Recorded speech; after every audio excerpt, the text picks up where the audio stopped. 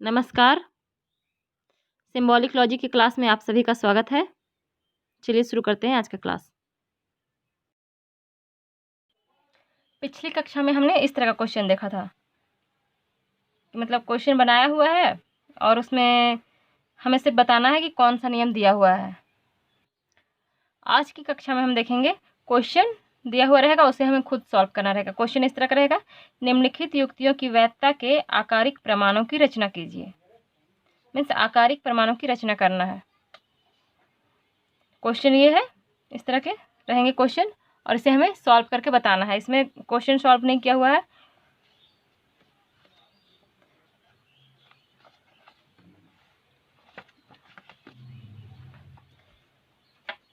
सबसे पहले हम एक क्वेश्चन देखते हैं। क्वेश्चन है, ये क्वेश्चन हमारा है, इसे हम बनाएंगे कैसे। क्वेश्चन ये है, सबसे पहले इसे बनाएंगे। इसे लिखेंगे कैसे, पहले देखिए यहाँ से यहाँ तक इस तरह लिखा हुआ है। इसे हम नंबर देते हुए लिखेंगे आंसर।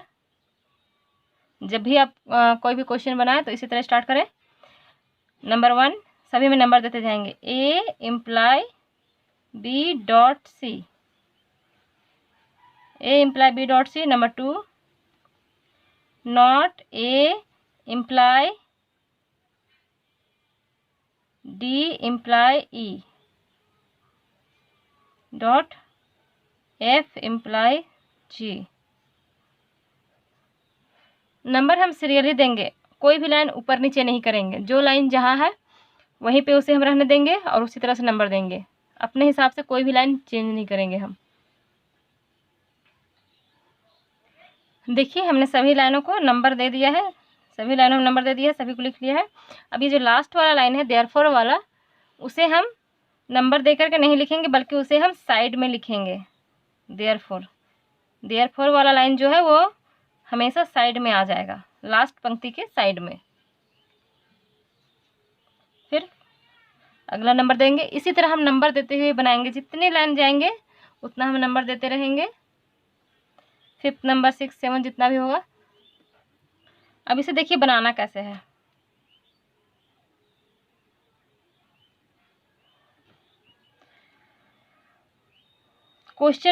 हम क्वेश्चन देखते हुए आगे बढ़ेंगे, ठीक है।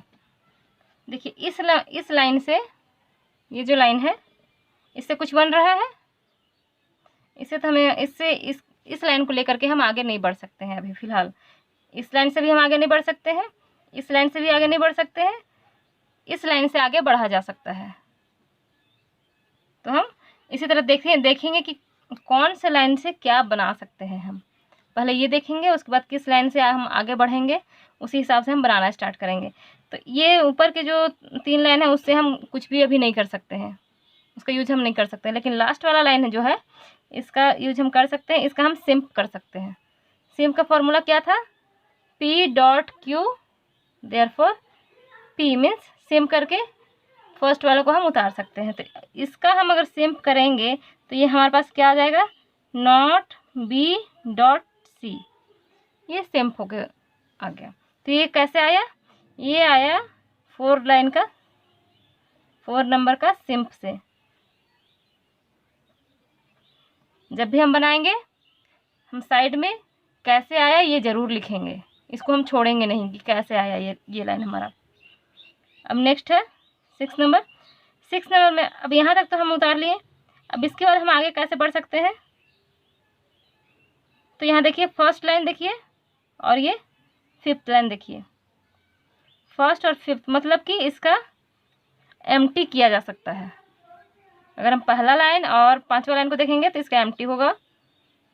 फॉर्मूला ऐसा ही है, देखिए P imply Q not Q therefore not P, ये फॉर्मूला है। और इस फॉर्मूले में इसको हम फिट करेंगे। ये P हो गया, ये Q हो गया, ये उसका निषेध, तो फिर इसका निषेध हम लिखेंगे नॉट A। जब भी इसे हम एम्प्टी के फॉर्मूले में बैठाएंगे तो वो नॉट A आएगा। ये कैसे आया, ये आया 1 और 5, 1 और 5 के एम्प्टी से। जिस लाइन को हम पहले यूज़ करेंगे उस लाइन को हम पहले लिखेंगे और जिसको बाद में यूज़ करेंगे उसे हम बाद में लिखेंगे। ये आ गया 1 और 5 का एम्प्टी किए तो नॉट ए आ गया। फिर 7 नंबर। अब नॉट ए आ गया। अब आगे कैसे बढ़े? आगे बढ़ने के लिए हम देखते हैं ये जो नॉट ए आया है, नॉट ए से हम क्या क्या कर सकते हैं। नॉट ए, इस लाइन का तो यूज हमने कर लिया। यहाँ देखिए, यहाँ नॉट ए है, इम्प्लाई ये है, मीन्स कि अगर हम ध्यान से देखें तो इसका और इसका एमपी किया जा सकता है। ठीक है, इसका और इसका एमपी। एमपी का क्या फॉर्मूला है? P imply Q, P therefore Q. ये हुआ एमपी का फॉर्मूला। इसमें हम इसको फिट करेंगे। ठीक है, पी हमारा कौन सा हुआ? पी हुआ ये, इसे हमने पी माना, और यहाँ इम्प्लाई, इसके बाद ये जो पूरा आया इसे हमने पूरे को क्यू माना, यहाँ से यहाँ तक को हमने क्यू माना। उसके बाद फिर ये पी, तो फिर क्यू, मीन्स ये यहाँ से यहाँ तक जो है उसे हम लिखेंगे not sorry D imply E dot F imply G. देखिए यहाँ पे एक ब्रैकेट है, लेकिन हमने यहाँ ब्रैकेट नहीं दिया है, क्योंकि जब हम बनाए तो ये जो नॉट ए है वो अलग हो गया, और नॉट ए अलग हो गया मीन्स यहाँ पे ये ब्रैकेट की कोई आवश्यकता नहीं है। तो जब भी इस तरह हम इसे बना करके लिखेंगे तो उसके आगे पीछे कुछ नहीं रहेगा, तो ब्रैकेट हम हटा देंगे। अब ये कैसे आया? ये आया 2 और 6, 2 और 6 का एमपी से आया। तो पहले हम 2 लिखेंगे, फिर 6 लिखेंगे, 2 6 का एमपी, मीन्स 2 और 6 का एमपी करेंगे तो ये हमें मिल जाएगा। अब 8 नंबर, यहाँ पे देखिए B dot C, not B dot C, और यहाँ पे बी डॉट सी ये है, मीन्स इस लाइन का और इस लाइन का डीएस किया जा सकता है। एक फार्मूला है डीएस का। डीएस का क्या फार्मूला है? P wedge Q not P therefore Q. ये डीएस का फार्मूला हुआ, P wedge Q not P therefore Q. इसे हम फिट करते हैं इस फॉर्मूले में। ये हुआ पी, पी कहाँ हमारा? इसे हमने पूरे को पी माना, यहाँ से बी डॉट सी जो है वह पूरा पी हो गया। ठीक है, उसके बाद यहाँ से यहाँ ये पूरा क्यू हो गया, ये पी हो गया, ये क्यू हो गया। फिर यहाँ पे देखिए इसका निषेध मौजूद है, means P not P, not P. तो अब हम यहाँ से यहाँ इसे हम पूरा लिखेंगे, A imply D dot not A imply F. यहाँ पे एक ब्रैकेट था, उसे भी हमने हटा दिया क्योंकि उसके आगे पीछे कुछ नहीं है। तो देखिए यहाँ हमने 3 और 5 इसका डीएस किया तो ये निकला, ये निकला। यहाँ पे एक ब्रैकेट है जिसे कि हमने हटा दिया है, क्योंकि जब इसे हम तोड़ेंगे तो ये ब्रैकेट नहीं लगेगा यहाँ पे। इसके आगे कुछ रहता या फिर इधर भी कुछ रहता तो ही ये ब्रैकेट होता, लेकिन यहाँ पे कुछ नहीं है, यहाँ पे सिर्फ ये है, तो इसे हमने ब्रैकेट को हटा दिया है। अब ये आया कैसे? तो ये आया 3 और 5, 3 और 5 नंबर का डीएस, 3 और 5 नंबर का डीएस से। फिर नेक्स्ट देखते हैं, नेक्स्ट में क्या होगा। अब एक एक करके चेक करते हैं। ये लाइन हमने यूज़ कर लिया, इसे भी बना लिया, इसे भी बना लिया, इसका भी इस्तेमाल कर लिया। देखिए अब यहाँ पे देखने से कुछ लग नहीं रहा है कि इससे आगे कुछ निकाला जा सकता है। ठीक है, तो फिर यहाँ पे देखिए 6 नंबर है, 6 नंबर एक है, 6 नंबर में हम एडिशन करते हैं, not a veg not a, not a veg not a, ये हो गया 6 नंबर का एडिशन, ऐड। 6 नंबर में हमने ऐड कर दिया। अब ये ऐड हमने किया क्यों? ठीक है, 6 नंबर में तो हमने ऐड करके not a veg not a ले आया, लेकिन ये ऐड हमने किया क्यों? यहाँ पे देखिए इससे ऊपर में जो लाइन है 8 नंबर में, यहाँ पे नॉट ए और नॉट ए है। अगर हमारे पास 2 नॉट ए हो जाएगा तो फिर डी और ये एफ ये हमें मिल जाएगा। इसे निकालने के लिए ही हमने ए में ये नॉट ए ऐड किया था। ठीक है, तो अब हमें मिल गया ए और ये नॉट ए, मतलब दोनों नॉट ए मिल गया। तब हम लिखेंगे D wedge F. D wedge F, D wedge F, ये कौन सा फॉर्मूला हुआ और हमने इसे कैसे लिखा? तो मैंने आपको एक फॉर्मूला बताया था C D. C D means, C D में क्या होता है, दोनों का फर्स्ट अगर हमारे पास हो तो हम दोनों का लास्ट लिखते हैं। देखिए इसका 7 नंबर का और 10 नंबर का, 7 नंबर और 10 नंबर, अगर इसका हम सी डी करते हैं तो हमारा आंसर आ जाएगा। सी डी का क्या फॉर्मूला है, दोनों का फर्स्ट लेटर, मतलब इस ब्रैकेट का फर्स्ट और इस ब्रैकेट का फर्स्ट, देखिए हमारे पास है दोनों का फर्स्ट लेटर, तो फिर हम दोनों का लास्ट को लिखेंगे, तो क्या हो जाएगा, ई वेज जी। ये हो गया 7 और 10, 7 और 10 का सी डी, 7 और 10 का सी डी हमने किया, तो जो हमारा आंसर था, मतलब जो हमें निकालना था वो निकल गया, मीन्स ये क्वेश्चन सॉल्व हो गया। ठीक है,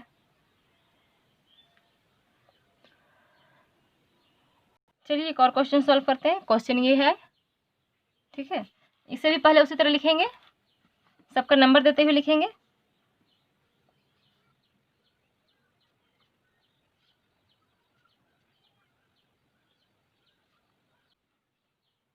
तो ये हमने सभी को लिख लिया है नंबर दे करके। इसी तरह अब जब भी क्वेश्चन बनाए तो सभी को पहले नंबर दे करके लिख लें। ये मैंने यहाँ स्पेस इसलिए दिया है ताकि मैं उसको आपको अच्छे से समझा सकूँ। आप इसमें गैप नहीं भी दे सकते हैं।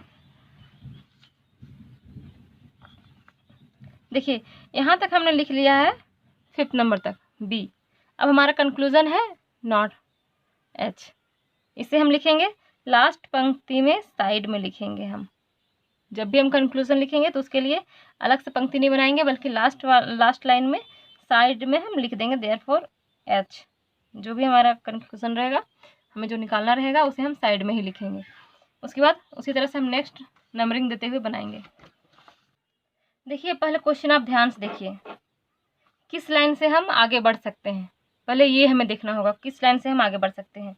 यहाँ पे बी है और यहाँ पे ये है, इस लाइन से आगे नहीं बढ़ा जा सकता है, इस लाइन से भी आगे नहीं बढ़ा जा सकता है, इससे भी नहीं, इससे भी नहीं, मतलब कि यहाँ में से किसी भी लाइन से आगे नहीं बढ़ा जा सकता है। तो फिर हम क्या करेंगे, देखिए यहाँ बी है, अगर हमें वेज सी अगर मिल जाएगा तो फिर हम आगे आसानी से बढ़ सकते हैं। तो फिर हम इसमें पहले बी में ऐड करते हैं।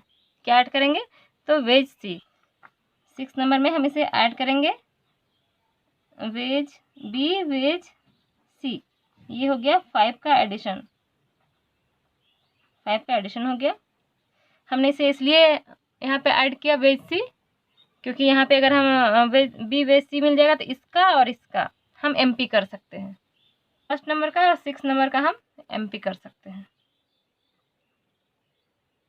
तो अब इसमें हम करते हैं 1st और 6 का एमपी। तो एमपी का क्या फॉर्मूला है, P imply Q, P therefore Q।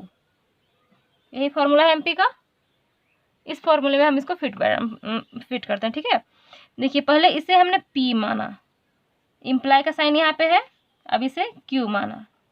ठीक है, P मीन्स बी वेज सी, बी वेज सी कहाँ है, यहाँ है, ये Q P हो गया, P इम्प्लाई Q, ये हो गया P।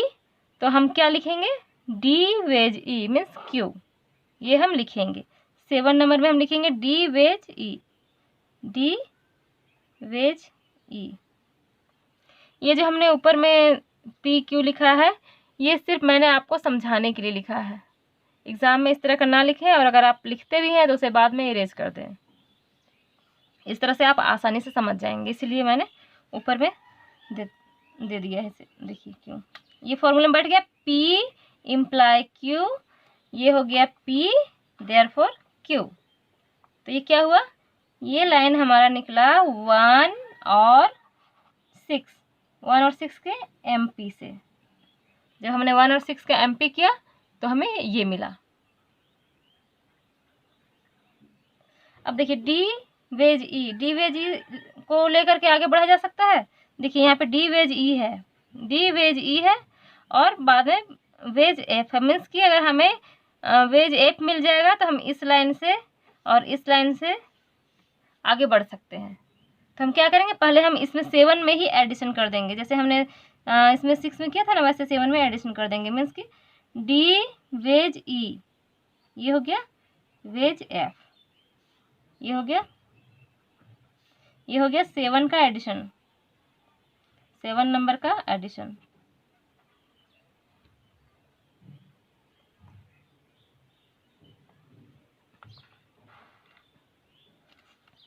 सेवन नंबर में हमने ऐड कर दिया, ये आया हमारा। अब देखिए इस लाइन में 2 नंबर को और 7 नंबर को, अगर ये दोनों को हम एमपी करते हैं तो फिर हमें ये मिलेगा।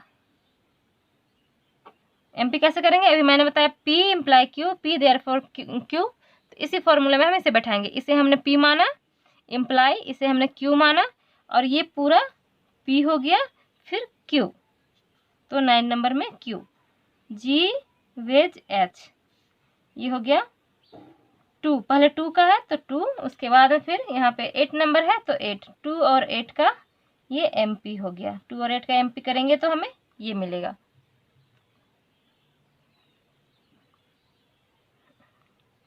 अब आगे बढ़ते हैं 10 नंबर में।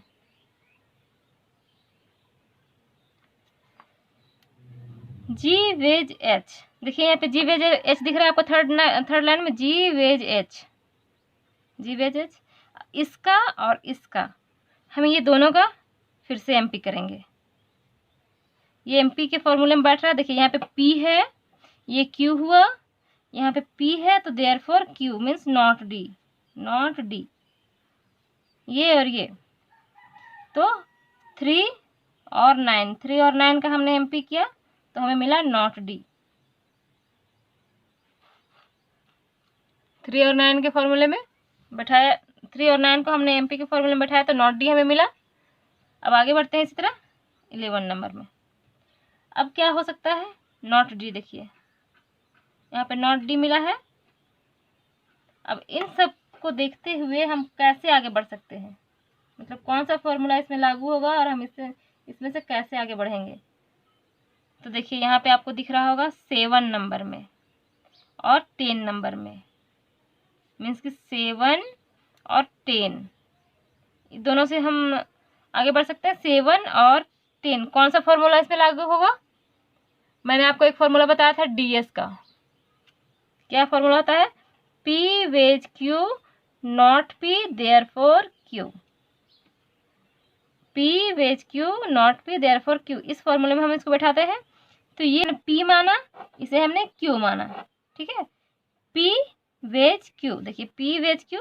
अब नॉट पी हमारे पास कहाँ है, ये रहा नॉट पी, मीन्स ये नॉट पी हो गया। तो हमें क्या चाहिए, क्या हम लिखेंगे, क्यू लिखेंगे, मीन्स कि ई लिखेंगे, ई। फॉर्मूले में पूरी तरह से फिट बैठ रहा है, देखिए डी, ये हो गया पी, ये हो गया क्यू, ये हो गया नॉट पी मीन्स इसका निगेशन, और फिर क्यू मीन्स ये। तो ये हमें मिला 7 और 10, 7 और 10 नंबर के डीएस से मिला हमें, डीएस। जो फॉर्मूला लागू होगा उसका हम नाम जरूर लिखेंगे। अब नेक्स्ट देखते हैं, नेक्स्ट क्या होता है।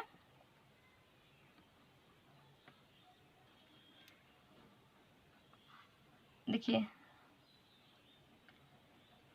यहाँ पे हमें ई मिला, और 4 नंबर में देखिए यहाँ पे दिख रहा है 4 नंबर में ई इम्प्लाई नॉट जी, मीन्स इसका और इसका एमपी हम करेंगे। ये दोनों का हम एमपी कर सकते हैं, तो इसे हम एमपी करेंगे। एमपी का फॉर्मूला क्या हुआ, P imply Q, P therefore Q, MP का फॉर्मूला हुआ ये। इसमें फिट करते हैं इसको, ये इसे हमने पी माना, यहाँ पे इम्प्लाई का साइन है, इसे हमने क्यू माना, फिर ये हो गया P, P imply Q, P therefore Q means not G, not G हमारे पास आ जाएगा। 4 और ये हो गया 11, 4 11 का हमने एमपी किया तो ये नॉट जी हमारे पास आया, ठीक है। अब नॉट जी आया, अब आगे क्या हो सकता है,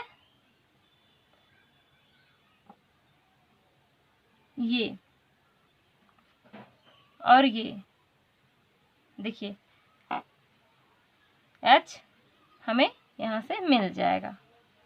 इसका और इसका अगर हम DS करेंगे तो हमारा आंसर जो है H वो हमें मिल जाएगा।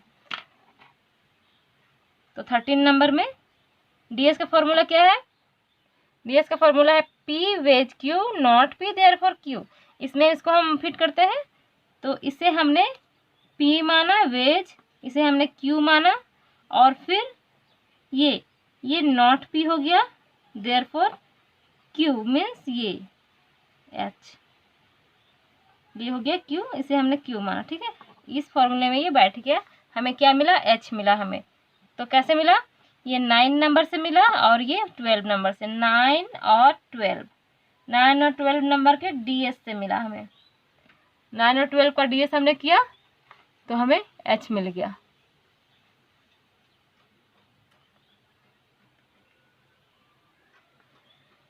ठीक है, अब ये हमारा क्वेश्चन सॉल्व हो गया। तो आप इसी तरह से बनाइए, एक एक लाइन को देखते जाइए कि किस लाइन से आगे हम बढ़ सकते हैं और क्या कर सकते हैं, ये देखते हुए आगे बढ़ेंगे। और एक और ज़रूरी बात कि जब हमने बना लिया तो हम चेक करेंगे कि ये हमारा जो आंसर है वो सही है या गलत है। इसमें हम ध्यान देंगे कि हमने जितने भी लाइन बनाए हैं, जितने भी हमारे पास लाइन है, उसका कहीं यूज हुआ है या नहीं हुआ है। अगर उसका यूज़ नहीं हुआ है तो या तो फिर आपने उसे ऐसे ही लिख दिया है या फिर आपका क्वेश्चन आंसर जो है वो गलत है। तो हम इसे चेक करते हैं। 1 नंबर बन गया, 2 बन गया, 3, 4, 5, 6, 7, 8, 9, 10, 11, 12 मीन्स इसमें सभी लाइन का यूज़ हो गया। लास्ट नंबर का यूज़ नहीं होता है क्योंकि ये तो कंक्लूजन है, इसके बाद तो हम बनाना बंद कर देते हैं। लेकिन बाकी जो 12 लाइन है, 12 लाइनों को हमने यूज़ कर लिया है। सभी का कहीं ना कहीं हमने इस्तेमाल किया है। इस तरह आप इसे चेक ज़रूर करें। जब आपको सारे लाइन मिलेंगे तभी आप समझिए कि आपका आंसर सही है। चलिए एक और क्वेश्चन सॉल्व करते हैं। क्वेश्चन ये है, इसे हम उसी तरह से लिखेंगे जैसे हमने पहले लिखा था, सबको नंबर देते हुए लिखेंगे।